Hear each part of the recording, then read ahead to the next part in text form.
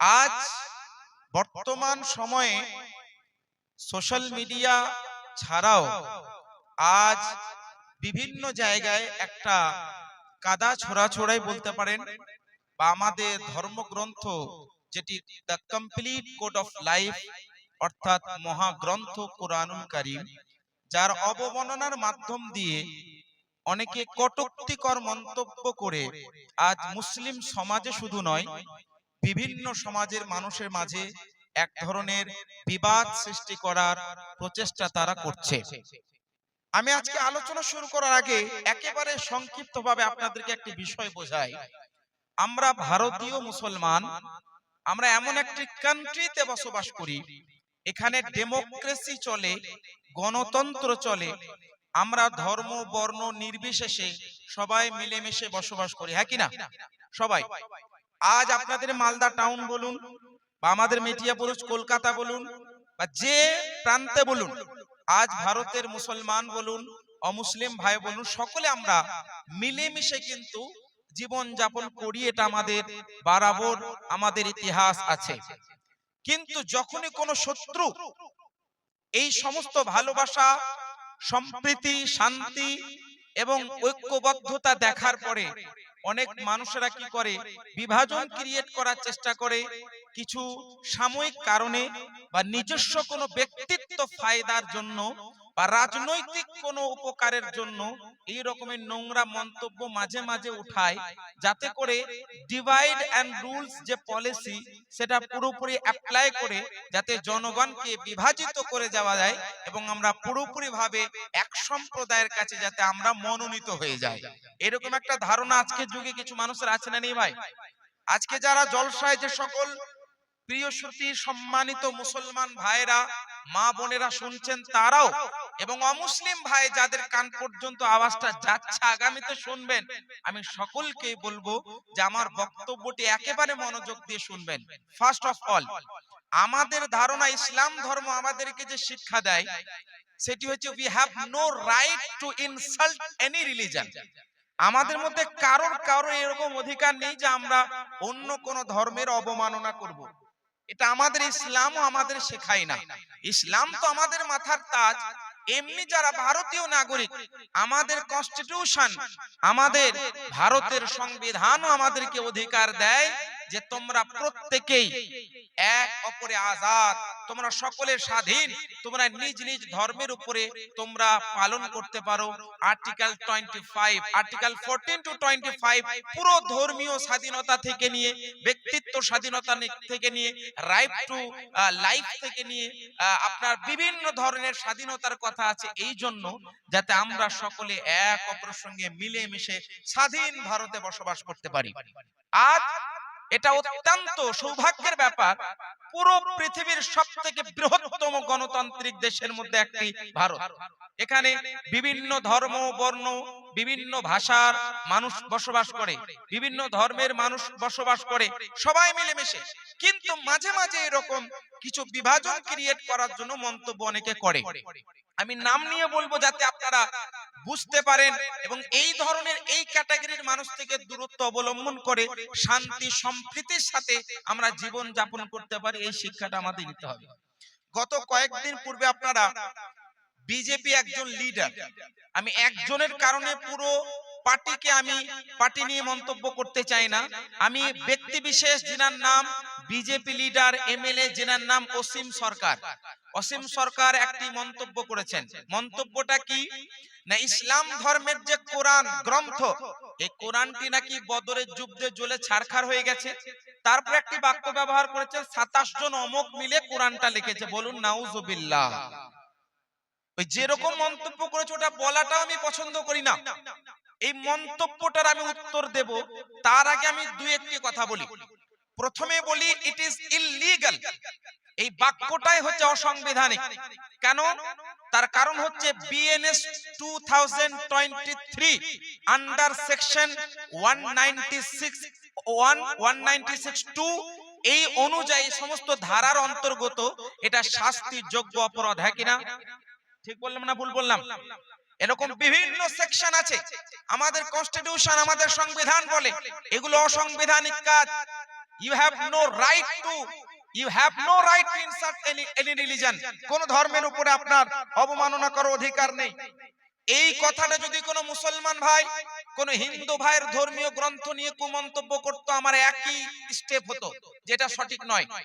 যেমনি ভাবে একজন এই ব্যক্তি অসীম সরকার মুসলমানের ধর্মগ্রন্থ নিয়ে কুমন্তব্য করেছে, এমন মন্তব্য যদি কোনো মুসলমান ভাই হিন্দু ধর্মের সম্পর্কে বলতাম, একই কথা বলতাম। কেন? তার কারণ আমাদের ইসলাম শিক্ষা দেয় অন্য কোন ধর্মকে গালি দিও না, কারণ অন্য ধর্মকে গালি দেওয়া মানে তোমার নিজের ধর্মকে গালি দেওয়া। কেন জানেন? তার কারণ আমি যখন কাউকে বলবো সে তো আমাকে বলবে, বাট এটা আমাদের রাসূল সাল্লাল্লাহু আলাইহি ওয়াসাল্লাম শিক্ষা দেয় না। আমাদের শিক্ষা কি জানেন? আমাদের শিক্ষা হচ্ছে ইউ আর এ ফ্যামিলি, তোমরা সকলেই হচ্ছে একটা ফ্যামিলি স্বরূপ। আল্লাহ নবী বলছেন তোমরা সবাই হচ্ছে একটা পরিবার, সে হিন্দু হোক, মুসলমান হোক, জৈন হোক, খ্রিস্টান হোক। আজকে বলা হচ্ছে না কোরআনে জিহাদের কথা, হত্যার কথা, আমি বলছি না, এইটা হচ্ছে অর্ধেক সত্য, সম্পূর্ণ সত্য নয়। আর মনে রাখবেন, সম্পূর্ণ মিথ্যা যতটা ভয়ঙ্কর না হয়, অর্ধেক সত্য তার থেকে বড় ভয়ঙ্কর হয়। এটা হচ্ছে অর্ধেক সত্য, আর অর্ধেক সত্য মানে সব থেকে ভয়ঙ্কর।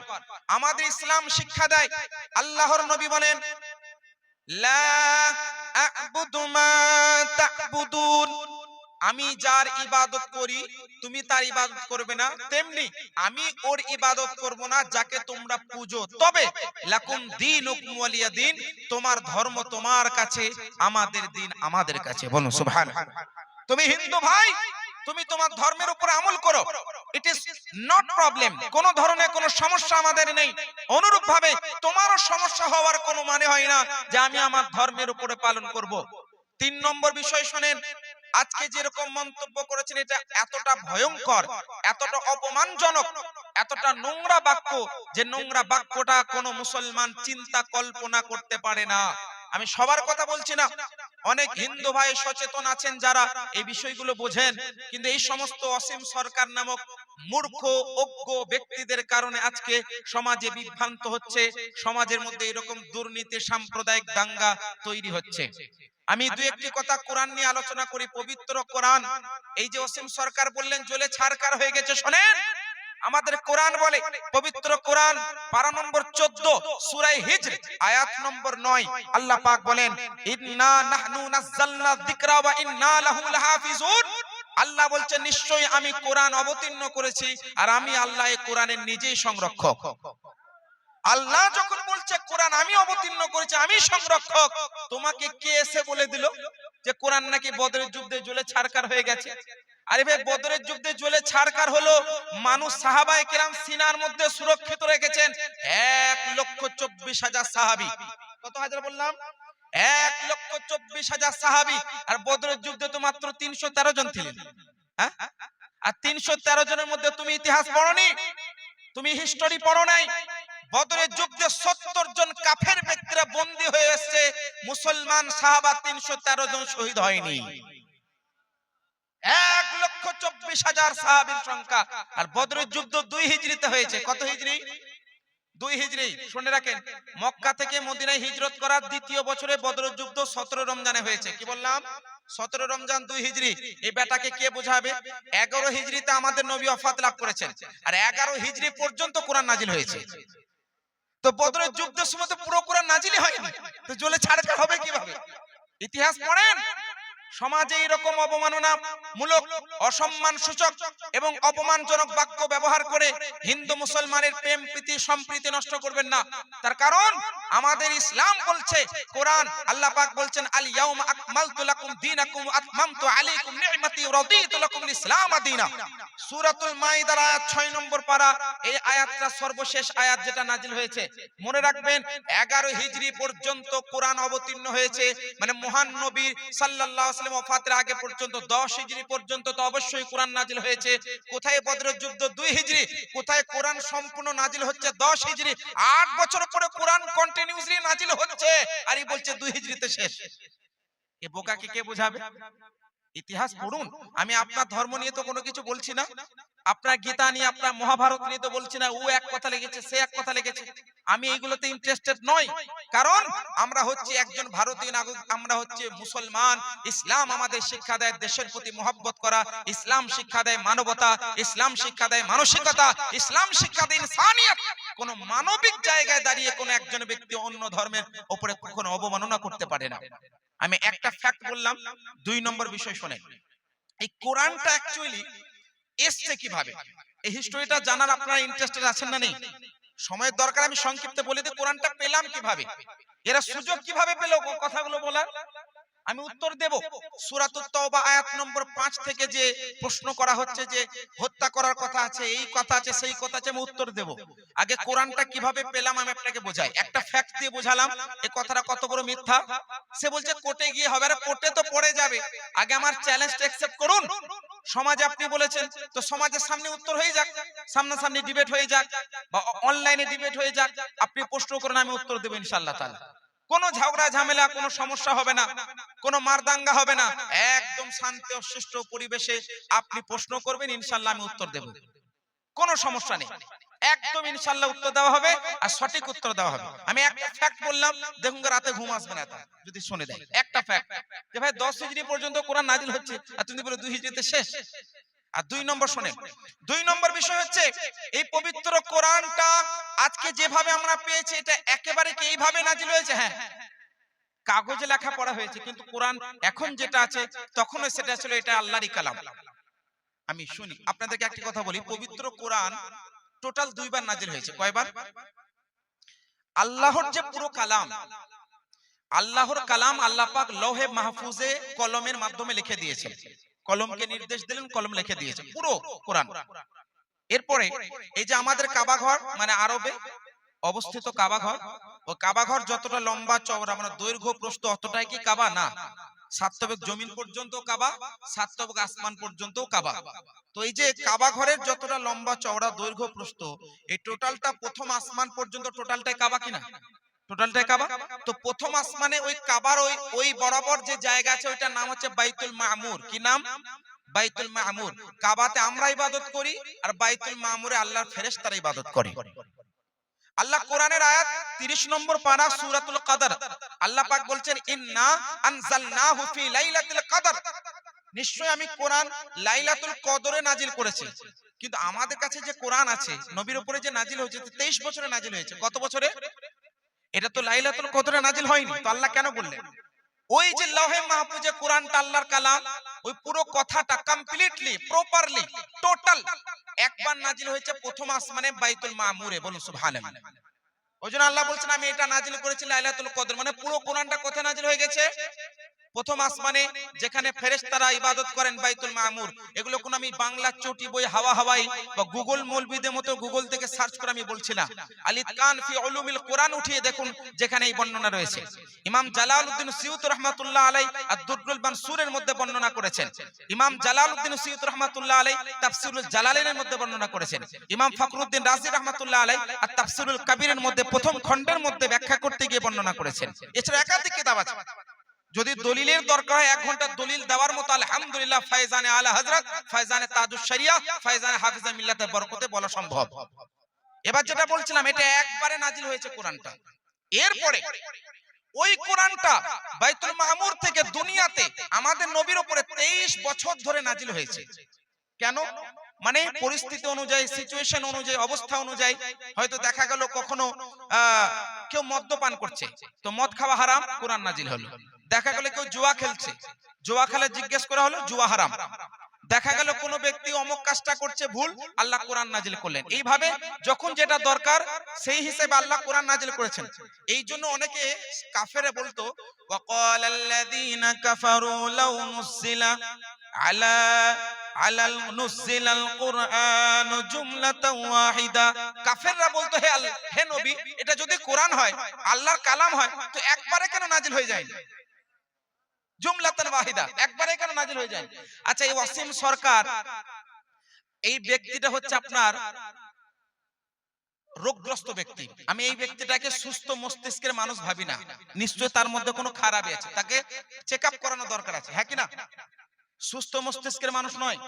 হয় ওই ব্যক্তি বিমার আছে, আর না হলে পেছন থেকে কেউ টাকা খাওয়াচ্ছে আর বলছে যেটা বলো। তো যেটা হোক দুটোর মধ্যে একটা হবে। এইটাতে আমি একটা কথা বলতে চাই, হিন্দু ভাই ও মুসলিম ভাইদেরকেও বলতে চাই, আমাদের নওজওয়ানদেরকেও বলতে চাই, কোরআনের উপরে প্রশ্ন করা নতুন কোনো বিষয় না। যখন থেকে কোরআন নাজিল হয়েছে তখন থেকে মানুষ প্রশ্ন করে, কিন্তু উত্তর দেনেওয়ালা মহান আল্লাহ নিজেই কোরআনে উত্তর দিয়েছেন। আমি এক একটা করে উত্তর দিচ্ছি। প্রথমে এই কোরআনটা কিভাবে এলো এইটা বলার আগে যেহেতু প্রশ্ন উঠে গেল, আমি উত্তরটা দিয়ে দিই। কোরআনের উপরে প্রশ্ন নতুন নয়, আগে হয়েছে, এখনো হচ্ছে, আগামীতে হবে। যেমন মক্কার কাফিরদের প্রথম প্রশ্ন ছিল যে এই কোরআনটা যদি আল্লাহর কালাম হয় তো একবারেই কেন নাজিল হলো না? এই বোকা কে বোঝাবে? আল্লাহ তো মানবের যখন যেটা দরকার সেই অনুযায়ী তো নাজিল করেছেন নাকি? আচ্ছা, তারপরে আল্লাহ পাক মহান নবীকে বলছেন, পবিত্র কোরআন সূরাতুল বাকারা আয়াত নম্বর 23, যখন মক্কার কাফিররা এরকম মন্তব্য করতে লাগলো, আজকে যেমন অসীম সরকারের মতো ব্যক্তি, তো সেই জামানায় মক্কার কাফের মুশরিকরা মন্তব্য করতে লাগলো যে এটা আল্লাহর কালাম নয়, এটা মানুষের তৈরি করা কালাম। তো আল্লাহ মহান নবীকে বলছেন, সূরা বাকারা আয়াত নম্বর 23, আল্লাহ পাক বলছেন, ওয়া ইন কুনতুম ফি রাইবিন মিম্মা নাযালনা আলা আবদিনা ফাতু বিসূরাতিন মিন মিথলিহি ওয়াদউ শুহাদাকুম মিন দুনিল্লাহ ইন কুনতুম সাদিকিন।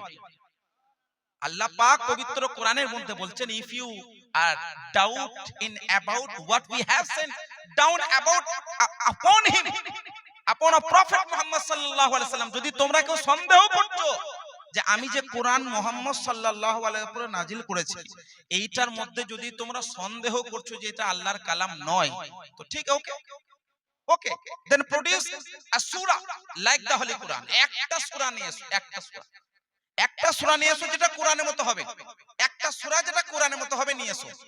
আল্লাহ পাক বলছেন নিয়ে এসো। যদি এটা আল্লাহর কালাম না হয়, মানুষের লেখা কোরআন হয়, তো তুমি একটা সূরা নিয়ে এসো বানিয়ে দেখছি। আর এই একটা সূরা লেখার জন্য তোমার যদি বন্ধুদেরকে ডাকতে হয়, আল্লাহ ছাড়া যাকে ডেকে নেবে ডেকে নাও, বানিয়ে নিয়ে এসো। ইন কুনতুম সাদিকিন, যদি তোমরা সত্যবাদী হও।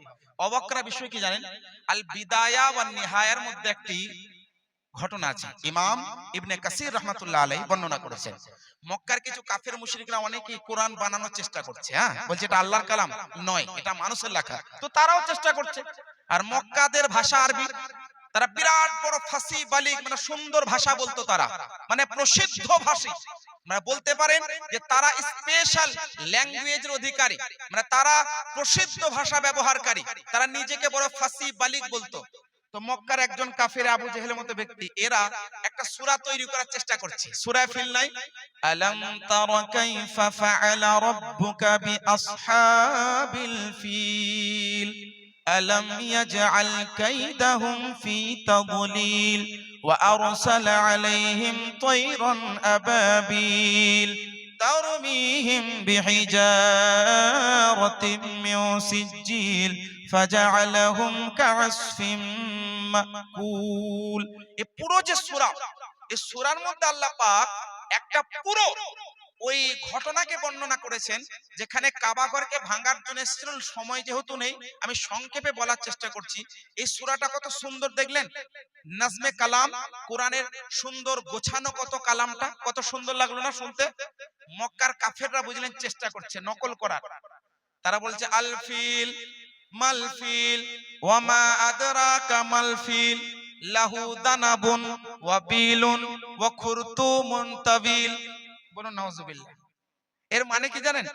আল ফিল মানে হাতি, মাল ফিল হাতি কি, ওয়া মা আদরাকা মাল ফিল তুমি কি জানো হাতি কি, লাহু জানাবুন তার একটা লেজ আছে, ওয়া বিলুন ওয়া খুরতুন তাবিলুন তার লম্বা একটা সুন্ড আছে। আরে বোকা, এটার মানে কি হলো? মানে তারা ভাবছে আমরাও আরবি জানি, বলছেন আমরাও নকল করব। তো তারা নকল করে কি করল, আল ফিলু মাল ফিল ওয়া মা আদরাকা মাল ফিলু লাহু জানাবুন ওয়া বিলুন খুরতুমুন তাবিলুন। নাউজ হলো। তো আল্লাহ পাক বলছে যদি কোরআন মানুষের লেখা হয় তুমি বানিয়ে আনো। তারা চেষ্টা করেও পারেনি। কেন? তার কারণ এটা মানুষের লেখা নয়, এটা মানুষের বাণী নয়, এটা আল্লাহর কালাম। So you can't produce a word the like holy Quran. কোরআনের মধ্যে একটা ওয়ার্ড তুমি বানাতে পারবে না। পুরো সূরা তো পড়ে থাকে, পুরো সূরা বানানো তো অনেক দূরের কথা। You can't produce a word the like Quran. একটা কোরআনের মতো হরফ বানাতে পারবে না। কোরআনের মতো মিল, কোরআনের মতো সুন্দর গোছানো সাজানো অর্থবাহক, হিকমত বাহক, জ্ঞান বাহক এইরকম একটা শব্দ তুমি বানাতে পারবে না। কারণ মহান স্রষ্টা যিনি সৃষ্টিকর্তা, এটা তার বাণী। আমরা তো সৃষ্টি, আমাদের কথাটাও সৃষ্টি আর আমরা নিজেরাও সৃষ্টি। আর কালাম হচ্ছে সৃষ্টিকর্তা কাদিম, আর আল্লাহর কালাম হচ্ছে কাদিম। সুতরাং বানানো সম্ভব নয়। তো এইরকম কোরআনের উপর প্রশ্ন করতেই থাকে। আল্লাহ আর একটা আয়াত পেশ করেন, পবিত্র কোরআন সূরা ইসরা, যেটাকে সূরা বনী ইসরাইল বলা হয়। সূরা বনী ইসরাইল আয়াত নম্বর 88। আল্লাহ পাক বলছেন, কুল লা ইন ইজতামাআতিল ইনসু ওয়াল জিন্নু আলা আন ইয়াতু বিমিথলি হাযাল কুরআন লা ইয়াতুনা বিমিথলিহি ওয়ালাউ কানা বা'দুহুম লিবা'দিন যাহিরা। হে নবী, আপনি তাদেরকে বলুন, সব মানব, সব জিন মিলে যদি একত্রিত হয়ে যায়, কিসের উপরে একত্রিত হয়ে যায়? আলা আয়াতুনা বিমিথলিহি, একটি কোরআনের মতো কোন একটি হরফ বা কোন একটি সূরাকে আমি আনবো বা তৈরি করব, এই রকম যদি একত্রিত হয়ে যায়, লা ইয়াতুনা বিমিথলিহি, তারা কোরআনের মতো আনতে পারবে না। ওয়ালাউ কানা বা'দুহুম লিবা'দিন যাহিরা, যদি তারা সকলে মিলেমিশে এক অপরের সহযোগিতা নেয়, তাও কিন্তু কোরআনের মতো তৈরি করতে পারবে না। তাহলে মোট কথা, কোরআন বলছে আমি, আল্লাহ বলছে আমি কোরআন নাযিল করেছি, আমি কোরআনের সংরক্ষক। আবার আল্লাহ নিজেই বলছেন মানুষ জিন সবাই মিলে যদি চেষ্টা করে নেয়, তাহলেও কোরআনের মতো আনতে পারবে না। সুতরাং এই ওয়াসিম সরকারের মতো ব্যক্তিরা যদি কিছু বলছে, আমি যুবক ভাইদেরকে বলবো, এই সমস্ত কথাগুলো পাগলের। এগুলো কার কথা? পাগলের কথা। এই সমস্ত কথাগুলোতে কান দিয়ে লাভ নেই। তবে অমুসলিম ভাই এবং মুসলমান নওজওয়ানদেরকে আমি বলতে চাই, এই সমস্ত মন্তব্যের জবাব আছে। আচ্ছা, এবার কোরআনুল কারীমের একটি আয়াত নিয়ে আজকে বিরাট ভাবে প্রশ্ন ছোড়া হচ্ছে, আর ওই কোরআনের বাংলাগুলো বন্টন করা হচ্ছে। আপনাদের এখানে যেখানে হিন্দু মুসলমান একসঙ্গে মিলেমিশে থাকেন, দেখবেন হিন্দু ভাইরা হয়তো আপনাকে শেয়ার করছে, আপনাকে পোস্ট করছে বা আপনাকে মেসেজ করছে যে পবিত্র কোরআন সূরা তাওবা আয়াত নম্বর 5, আয়াতটা আমি পড়ছি, তারপর বুঝতে পারবেন। আল্লাহ পাক বলছেন, ফাইদান সালাখাল আশহুরুল হুরুম ফাকতুলুল মুশরিকিনা হাইতু ওয়াজাদতুমুহুম ওয়া খুযুহুম ওয়াহসুরুহুম ওয়াকউদু লাহুম কুল্লা মারসাদ ফাইন তাবু ওয়া আকামুস সালাতা ওয়া আতাউয যাকাতা ফাখাল্লু সাবিলাহুম ইন্নাল্লাহা গফুরুর রহিম। এই আয়াতটা আরবি আছে, এটার বাংলা করে আপনাকে পাঠাবে। কি পাঠাবে? কোরআনে আল্লাহ পাক বলছেন, যখন পবিত্র সম্মানিত মাসগুলো অতিবাহিত হয়ে যাবে, পবিত্র সম্মানিত 4টি মাস, যে 4টি মাসে মক্কার কাফের মুশরিকরা লড়াই করাকে পছন্দ করত না, তো আল্লাহ পাক বলছেন যখন 4টি মাস সম্মানিত মাস অতিবাহিত হয়ে যাবে, ফাকতুলুল মুশরিকিন হাইতু ওয়াজাদতুমুহুম, মুশরিকদেরকে তোমরা যেখানে পাবে ওখানে হত্যা করো, যেখানে পাবে ওখানে হত্যা করো। এরপরে ওয়া খুযুহুম, তাদেরকে ধরো, ওয়াহসুরুহুম, তাদেরকে পাকড়াও করো, ওয়াকউদু লাহুম কুল্লা মারসাদ, এবং সমস্ত জায়গায় একদম ওত লাগিয়ে বসে থাকো। ফাইন তাবু, তবে তারা যদি তওবা করে নেয়, ওয়া আকামুস সালাহ, নামাজ কায়েম করে, ওয়া আতাউয যাকাত, যাকাত দেয়, ফাখাল্লু সাবিলাহুম, তাদেরকে তাদের রাস্তায় ছেড়ে দাও, তাদেরকে তাদের রাস্তায় ছেড়ে দাও। ইন্নাল্লাহা গফুরুর রহিম, নিশ্চয়ই মহান আল্লাহ ক্ষমাশীল দয়াশীল। এটা কোরআনের আয়াত পড়লাম কিনা? এই অমুসলিম ভাই যারা বক্তব্যটা শুনছেন, যে মুসলমান ভাই যারা শুনলেন, এতটুকু যদি কেউ বলে, তারা তো ভাববেই যে কোরআনেতে এরকম কথা আছে, মুশরিকদেরকে হত্যা করার আছে, হত্যা করার কথা বলা হয়েছে, তো কোরআনে তো মারধরের কথা বলেছে, এটা কোরআনের লেখা। আমি বলবো, শোনো, কোরআনের বাংলা শুধু অনুবাদ, কোরআনের ওপর খালি আয়াতটা পড়ে নিলে কেউ কোরআন বুঝতে পারবে না। কোরআনের প্রেক্ষাপট বুঝতে হবে, শানে নুজুল বুঝতে হবে, কোরআনটা কেন নাজিল হয়েছে, এই আয়াতে এই নির্দেশটা কেন দেওয়া হয়েছে, কখন দেওয়া হয়েছে, কাদেরকে দেওয়া হয়েছে, প্রেক্ষাপটগুলো বুঝতে হবে না, হবে না?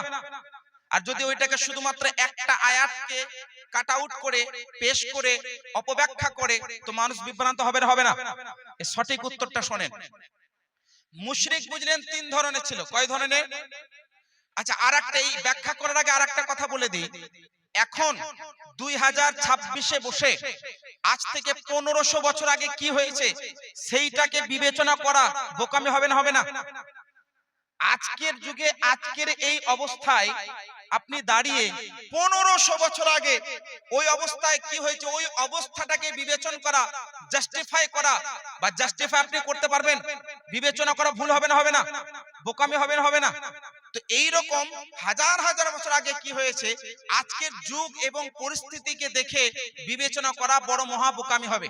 এবার আমি ব্যাখ্যাটা করি। তিন ধরনের মুশরিক ছিল, কাফের মুশরিক। তিন ধরনের। এক ধরনের মুশরিক কারা? যারা ইসলাম গ্রহণ করেনি কিন্তু ইসলামের উপরে কখনো হামলা করেনি, ইসলামের উপরে হামলা করতো না। তারা ভাবতো আমরা আমাদের দেবী দেবতাকে মানবো আর মুসলমান সাহাবাগণ আল্লাহ আল্লাহ রসুলকে মানবে। তারা কোন রকমের ঝগড়া ফাসাদে থাকেনি এবং তারা কি করতো না সাহাবাগণকে তারা কি করতো না নিজের রক্ষার্থে বা নিজেকে নিজের সুরক্ষিতর জন্য তারা আল্লাহ রসুল সাল্লাল্লাহু আলাইহি সাল্লামের কাছে বলতে যে আমরা ইসলাম গ্রহণ করব না, তবে আমরা যেহেতু ইসলামী হুকুমাতে থাকবো সেই জন্য আমরা জিজিয়া দেব। এটা এক ধরনের মুশরিক। দুই ধরনের মুশরিক। দ্বিতীয় পর্যায়ের মুশরিক কারা? যারা মৌখিক ভাবে হোক বা লিখিত আকারে তারা চুক্তি করেছে। কি চুক্তি? তারা চুক্তি করেছে যে আমরা হে নবী আপনাদের বিরুদ্ধে লড়াই করব না বা আপনাদের বিরুদ্ধে যারা লড়াই করবে তাদেরকে আমরা সাপোর্ট করব না, এরকম চুক্তি করেছে। এটা দুই ধরনের। তিন ধরনের, যারা ইসলাম গ্রহণও করেনি, যারা জিজিয়াও দেয় না, যারা চুক্তিও করেনি বরং সর্বদা ইসলামের উপরে আক্রমণ করার জন্য প্রস্তুত থাকতো। যারা সর্বদা আক্রমণ করার জন্য হামলা করার জন্য প্রস্তুত থাকতো। এবার আমি একটা কথা বলি আপনাদেরকে, পবিত্র কোরআনে খালি একটা আয়াত পড়লে হবে না। অসীম সরকারকে বলবো সূরা তওবার আয়াত নম্বর 5 বলছো, সূরা তওবার আয়াত নম্বর 6 পড়ো, সূরা তওবার আয়াত নম্বর 7 পড়ো।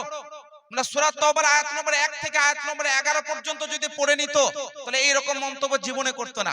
কারণ সূরা তওবার আয়াত নম্বর 1 থেকে আয়াত নম্বর 11 পর্যন্ত পুরো ডিটেইলস আলোচনা করেছেন আল্লাহ পাক, বিবরণ দান করেছেন। আল্লাহ পাক বলছেন, এবার শুনেন এই আয়াতটা কেন নাজিল হয়েছে প্রেক্ষাপটটা বোঝায়। যখন মক্কার কাফেররা এই রকম ভাবে চুক্তিবদ্ধ হলো, আল্লাহর নবী যখন মক্কা থেকে মদিনায় হিজরত করলেন, যারা চুক্তিবদ্ধ হয়েছিল তারা তলায় তলায় চুক্তিকে ভেঙে দিল। আর মক্কার যেসব কাফের মুশরিকরা ইসলামের উপরে হামলা করার জন্য লড়াই করার জন্য প্রস্তুত ছিল তাদেরকে সাপোর্ট করে তাদের সঙ্গে মিলেমিশে ইসলামের উপরে আক্রমণ করার জন্য প্রস্তুত। তারা সুযোগ খুঁজছে কখন মুসলমানদেরকে কখন সাহাবাদেরকে হামলা করব। তখন আল্লাহ পাক রব্বুল আলামিন কোরআনের আয়াত নাযিল করলেন, বারাআতুম মিনাল্লাহি ওয়া রাসূলিহি। আল্লাহ কি বললেন? বারাআতুম মিনাল্লাহি ওয়া রাসূলিহি, সূরা তওবার আয়াত নম্বর 1। আল্লাহর রাসূল বললেন, আল্লাহ রাসূল প্রচার করলেন যে আল্লাহ এবং তার রাসূলের পক্ষ থেকে নির্দেশ দেওয়া হচ্ছে যারা চুক্তি ভঙ্গ করলো, যারা সাহাবীদের উপরে হামলা করার জন্য দাঁড়িয়ে আছে, যারা ইসলামকে নষ্ট করার জন্য দাঁড়িয়ে আছে, যারা সাহাবীদের উপরে হামলা করার জন্য প্রস্তুত আছে, তোমাদেরকে নির্দেশ দেওয়া হচ্ছে তাদেরকে যেখানে পাবে সেখানে তাদেরকে হত্যা করো। কেন? এটা সেলফ ডিফেন্স, আত্মরক্ষা, সম্মান রক্ষা, ধর্ম রক্ষা। আজকে আপনার বাড়িতে ঢুকে যদি কেউ হামলা করে আপনি তাদেরকে দাঁড়িয়ে দাঁড়িয়ে মার খাবেন? হ্যাঁ? আজকে যদি কথার জন্য বলি চাইনা যদি আমাদের ভারতের উপর আক্রমণ করে আমাদের কি আর্মিরা বসে বসে আপনার দোলন খাবে? আজকে যদি আমার বাড়িতে আপনার বাড়িতে ঢুকে কেউ হামলা করতে আসে আপনি চুপ থাকবেন? তখন কি বলবেন? হ্যাঁ মুসলমান দেখো হামলা করছে, মুসলমান দেখো লড়াই করছে। আরে ভাই মুসলমান লড়াই করেনি, তার বাড়িতে হামলা করতে আসছে তো নির্দেশ দেবে না? তার বাড়িতে তার ইসলাম ধর্মের উপর আক্রমণ করতে আসছে তো নির্দেশ দেবে না? এই জন্য আল্লাহ পাক বলছেন যারা চুক্তিবদ্ধ হয়েছে এবং চুক্তিবদ্ধ হওয়ার পরে ভঙ্গন করেছে, চুক্তি ভেঙে দিয়েছে, তোমাদের উপর হামলা করছে, তোমরা নিজেকে বাঁচানোর জন্য, ধর্মকে বাঁচানোর জন্য তোমরা হামলা করো, তোমরা হত্যা করো। কিন্তু এই অসীম সরকার নামক এই সমস্ত গুন্ডা টেররিস্ট, তাদেরকে আমি টেররিস্ট বলবো কেন? তারা এইভাবে বিভিন্ন জায়গায় বিভিন্ন সময়ে বিভিন্ন ক্ষেত্রে এরকম কটূক্তিকর মন্তব্য করে সমাজকে বিভাজিত করছে। মনে রাখবেন কোরআনের এই আয়াত আল্লাহ পাক বলছেন ইল্লাল্লাযিনা আহাদতুম মিনাল মুশরিকিন সুম্মা লাম ইয়ানকুসুকুম শাইআ ওয়া লাম ইউযাহিরু আলাইকুম আহাদা ফাআতিমু ইলাইহিম আহাদাহুম ইলা মুদ্দাতিহিম ইন্নাল্লাহা ইউহিব্বুল মুত্তাকিন। আল্লাহ পাক বলছেন তবে যারা তোমাদের সঙ্গে চুক্তিবদ্ধ হয়েছে এবং তোমাদের উপরে কোন রকমের কোনো ক্ষতি করছে না, কোন রকমের কোনো হামলা করছে না, তবে মনে রাখো তোমরা তাদের ওই চুক্তিবদ্ধ থাকা অবস্থায় তাদের উপরে তোমরা হামলা করবে না, তাদেরকে তোমরা হত্যা করবে না, এটা কোরআন বলছে। তো অসীম সরকার কাটছাট করে কাট আউট করে একটা আয়াতকে পেশ করছে, যে আয়াতটা সেলফ ডিফেন্সের জন্য নাজিল হয়েছে, যে আয়াতটা আত্মরক্ষার জন্য নাজিল হয়েছে, যে আয়াতটা ধর্ম রক্ষার জন্য নাজিল হয়েছে, ওইটাকে পেশ করছে, বুঝলেন, এইভাবে। আচ্ছা, আরেকটি কথা বলি, কোরআনে আল্লাহ সূরা তওবাতে বলছেন যে তোমরা যাদেরকে চুক্তিবদ্ধ যারা করেছে তাদেরকে মেরো না। আচ্ছা, কোরআনে আরেক জায়গায় আল্লাহ পাক বলছেন আউফু বিল আহাদ, যারা চুক্তিবদ্ধ হয়েছে তাদের চুক্তিগুলোকে তোমরা কি করো, সম্পূর্ণ করো, সম্পূর্ণ করো। তো চুক্তি যারা করেছে তাদের চুক্তিগুলোকে সম্পূর্ণ করে, এটা ইসলাম শেখায়। ইসলাম এটা শেখায় যে যদি কেউ জিম্মি কাফের যারা মুসলমানের রক্ষায় চলে এসেছে, কোন মুসলমান যদি মুশরিককে হামলা করে, হযরত আব্দুল্লাহ ইবনে উমর রাদিয়াল্লাহু আনহুমা সাহাবী, উনি বর্ণনা করেন যদি কোন ব্যক্তি মুশরিক যারা জিম্মি ওই সমস্ত ব্যক্তিদেরকে হামলা করে, তো একজন মুসলমান হামলা করার পরে জান্নাতের ঘ্রাণ পর্যন্ত পাবে না। এটা হাদিস। একজন মুসলমানের জন্য জান্নাতে চাইতে বড় নিয়ামত কিছু হতে পারে, কিন্তু আল্লাহর রাসূলের সাহাবী বলছেন মুশরিক কাফের যারা হয়তো হামলা তোমাদের উপর করছে না, চুক্তিবদ্ধ আছে, তাদেরকে হামলা করলে তোমরা জান্নাত পাবে না। এটা ইসলাম শেখাচ্ছে। ইসলাম এটা শেখাচ্ছে তোমাদের উপরে জান্নাত হারাম হয়ে যাবে যদি তোমরা ওই সমস্ত মুশরিকদেরকে হামলা করো। তো অসীম সরকার এগুলো পড়েনি কেন? এগুলো এসছে তার কারণ একটাই, যে একটি আয়াত বা যে সমস্ত জায়গায় এই নির্দেশ এসছে ওটা সেলফ ডিফেন্সের জন্য, আত্মরক্ষার জন্য, ধর্ম রক্ষার জন্য এসছে, বাকি এমনি হামলা লড়াই জিহাদ করার জন্য নয়। আশা করি বুঝতে পেরেছেন আপনারা। আচ্ছা, এবার বলছিলাম কোরআনটা পেলেন কিভাবে না? কোরআনটা একবার নাজিল হলো আর এরপরে 23 বছর ধরে কোরআনটা কিন্তু নাজিল হয়েছে। কোরআন যখন নাজিল হতো, আল্লাহ নবী কোরআনটা আল্লাহ রাসূলের কাছে অনেক ভাবে নাজিল হতো। কখনো জিবরিল আমিন মানব রূপে আসতেন আর আল্লাহর কালাম পেশ করতেন, এই একটা ধরন, এইভাবে কোরআন নাজিল হতো। আবার কখনো কি হতো, একটা ঘন্টার আওয়াজের মতো কানে আসতো আর জিবরিল আমিন কোরআন পড়তেন, মানে আল্লাহর কালাম পড়তেন, আল্লাহ রাসূল ওটাকে শুনতেন। আর 3 নম্বর পদ্ধতি, সরাসরি আল্লাহর রাসূলের অন্তরে আল্লাহ পাক কোরআন দিয়ে দিতেন, অবতীর্ণ করতেন। এইভাবে কোরআন নাজিল হতো। আর যখনই কোরআন নাজিল হতো আল্লাহ রাসূল নিজেও মুখস্থ করতেন। তো আল্লাহ পাক বলছেন, হে নবী আপনাকে মুখস্থ করার দরকার নেই, কোরআন আপনার হৃদয়ে আমি আল্লাহ প্রতিষ্ঠিত করে দিচ্ছি।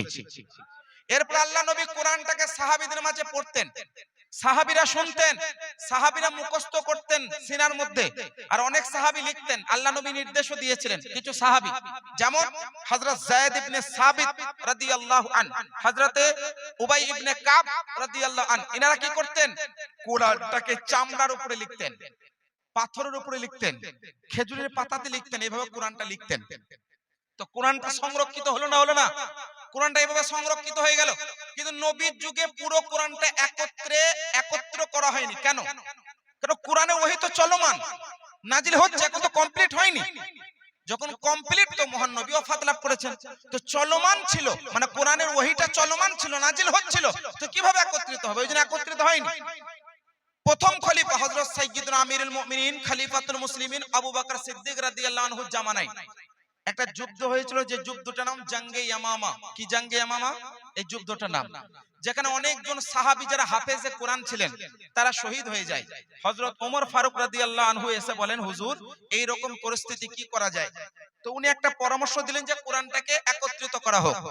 তো উনার জামানায় হযরতে যায়েদ ইবনে সাবিত রাদিয়াল্লাহু তাআলা আনহুর নেতৃত্বে হযরত উবাই ইবনে কাব রাদিয়াল্লাহু আনহু সহ একাধিক সাহাবীদেরকে দায়িত্ব দিলেন আর বললেন, যাও গিয়ে কোরআনটা একত্রিত করো। কোরআনটা কিভাবে একত্রিত হয়েছিল? 3টে শর্ত ছিল। এক, যার কাছে কোরআন থাকবে তার সিনাতেও সুরক্ষিত থাকতে হবে এবং তার কাছে দলিল থাকতে হবে যে কোরআনটা আছে। আর 3 নম্বর শর্ত হলো 2 জন সাক্ষী পেশ করতে হবে যেটা কোরআন। এত সতর্কতা অবলম্বন করে কোরআনটা নেওয়া হয়েছিল এবং এইভাবে পুরো কোরআনটাকে একত্রিত করা হয়েছিল। এবং 3 জনের কাছে কোরআনটা ছিল। প্রথমে আবু বকর সিদ্দিক রাদিয়াল্লাহু আনহুর কাছে, দ্বিতীয়বারে হযরতে ওমর ফারুক রাদিয়াল্লাহু আনহুর কাছে, আর তৃতীয় পর্যায়ে হযরতে হাফসা রাদিয়াল্লাহু আনহার কাছে এই কোরআনটা ছিল।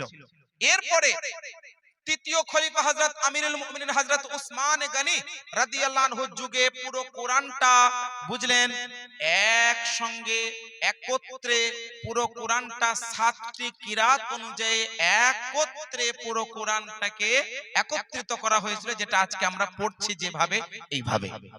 কোরআনের একটা হরফ একটা জাবার জের পেশের মধ্যে সন্দেহের অবকাশ নেই, এটা মাথায় রাখতে হবে। কেন কোরআন নিজে বলছে যালিকাল কিতাবুল লা রাইবা ফি, কোরআন যেখানে সন্দেহের অবকাশ পর্যন্ত নেই।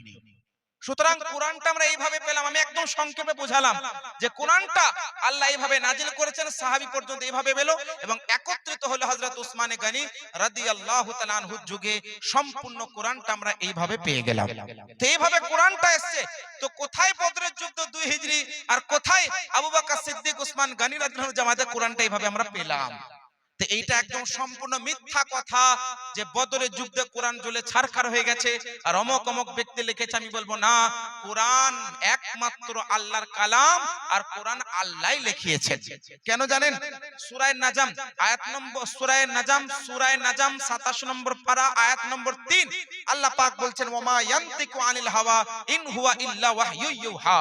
মানে কোরআন আল্লাহর নবী নিজে থেকে কিছু বলে না, আল্লাহ যেটা ওহী করেন নবী সেটাই বলেন।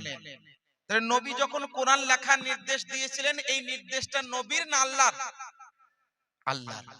মানে কথাটা নবী মুস্তাফার জুবান দিয়ে বের হচ্ছে, কিন্তু হুকুমটা কার? আল্লাহর। তো কোরআন লেখাও হয়েছে আল্লাহর মাধ্যমে, মানে আল্লাহর নির্দেশে, আর কোরআন কালাম হচ্ছে আল্লাহর কালাম। সুতরাং এরা সম্পূর্ণ মিথ্যা এবং এর মধ্যে কোন রকমের 1% এই কথাটা সত্য না, এটা অর্ধেক সত্য, যেটা অত্যন্ত ভয়ঙ্কর। এইভাবে আমরা কোরআন পেয়েছি, আর কোরআনের মধ্যে আলহামদুলিল্লাহ কোনো সন্দেহের অবকাশ পর্যন্ত নেই।